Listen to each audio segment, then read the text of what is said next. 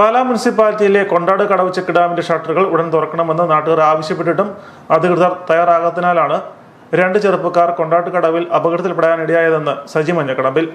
കൊണ്ടാട്ടുകടവിലെ check ഡാമിന്റെ പലകൾ മഴക്കാലമായിട്ടും എടുത്ത് മാറ്റാത്തത് മൂലം ഏതാനും ആഴ്ചകൾക്ക് മുമ്പ് കരൂരിൽ വെള്ളക്കെട്ടുണ്ടായി ഒരു KSRTC ബസ് ഉൾപ്പെടെ അല്ലെങ്കിൽ അതിലത്തെ യാത്രക്കാരുൾപ്പെടെ വലിയ അപകടത്തിൽ നിന്നും തലനാരിക്കാൻ രക്ഷപ്പെട്ടത്.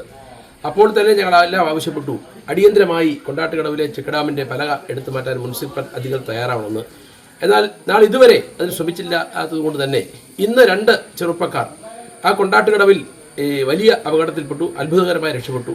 അപ്പോൾ ഇത്തരത്തിലുള്ള അപകടങ്ങൾ വീണ്ടും വീണ്ടും ആവർത്തിക്കുന്നത് കൊണ്ടാട്ടുകടവിലെ ചെക്ക് ഡാമിൻ്റെ പലക സമയത്ത് അല്ലെങ്കിൽ വേനൽക്കാലം കഴിയുമ്പോൾ മഴക്കാലം വരുമ്പോൾ എടുത്തു മാറ്റാത്തതാണ്. ഇതിൻ്റെ പൂർണ്ണ ഉത്തരവാദികൾ മുനിസിപ്പാലിറ്റിയാണ്. ഈ അപകടങ്ങളൊക്കെ അപകടം ഉണ്ടായാൽ അതൊന്നാം പ്രതിയാക്കി പാലാ മുനിസിപ്പൽ അധികൃതരെ കേസെടുക്കണം. അടിയന്തരമായി ഈ പലക എടുത്തു മാറ്റമില്ലെങ്കിൽ ശക്തമായ ബഹുജന പ്രക്ഷോഭത്തിന് നേതൃത്വം കൊടുക്കുമെന്ന് ഈ അവസരത്തിൽ അറിയിക്കുകയാണ്.